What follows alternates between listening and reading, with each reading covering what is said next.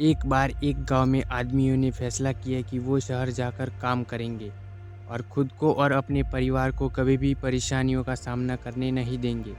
फिर दोनों आदमी शहर चले गए। शहर जाकर उन्होंने छोटा मोटा काम करना शुरू किया और साथ ही साथ दोनों ने पैसा बचाना भी काम शुरू कर दिया।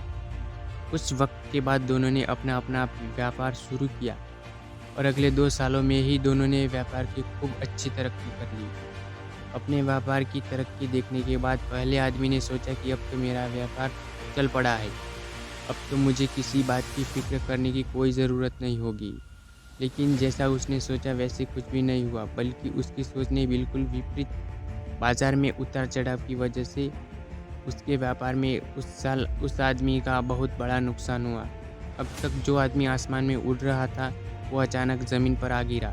वो ये देखकर हैरान हो गया कि आखिर इसका जो व्यापार अब तक इतना बड़ा अच्छा चल रहा था, आखिर इतना बड़ा नुकसान कैसे हुआ? आदमी ने उस कारण का पता लगाने की कोशिश की, जिसकी वजह से उसके व्यापार को इतना बड़ा नुकसान उठाना पड़ा। इस सब के लिए उसने सबसे पहले दूसरे आदमी के व्यापार के बारे में पता लगाया, जो उसी के साथ गाँव से शहर आया था। वो आदमी ये देखकर हैरान रह गया कि इतनी व्यापारी मंदी के होते हुए भी उस आदमी का व्यापार फ़ायदे में चल रहा है।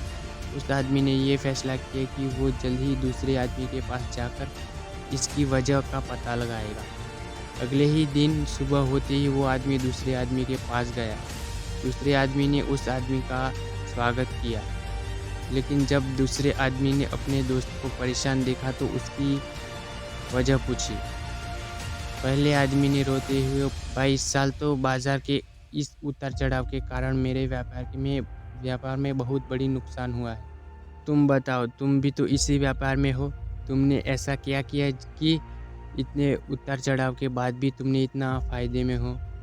दूसरे आदमी ने जब ये सुना तब उसे कहा, दोस्त मैं तो बस सीखता हूँ अपनी गलतियों से भी, दूसरों की गलतियों से भी। जब भी कोई परेशानी में मेरे सामने आती तो उससे भी सीखता हूँ।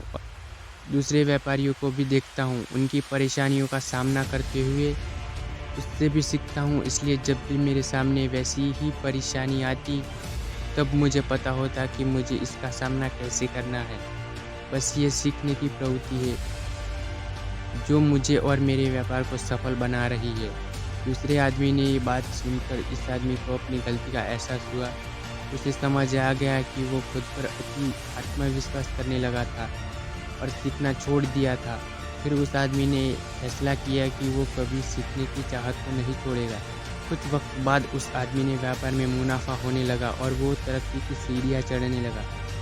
इस कहानी से हमें ये सीख मिलती है कि दोस्तों, ज़िंदगी में अगर कामयाब होना है तो इसे पाठशाला मानकर हर पल सीखते रहिए। यहाँ नए बदलाव और नए विकास होते रहते हैं। अगर हम खुद को ज्ञानी समझने की भूल करेंगे तो ज़िंदगी की दौड़ में बिछड़ जाएंगे। इसलिए सीखने की चाहत खुद में बनाए रखें, फिर कोई बदलाव, कोई उतार चढ़ाव आपको आगे बढ़ने से नहीं रोक सकता।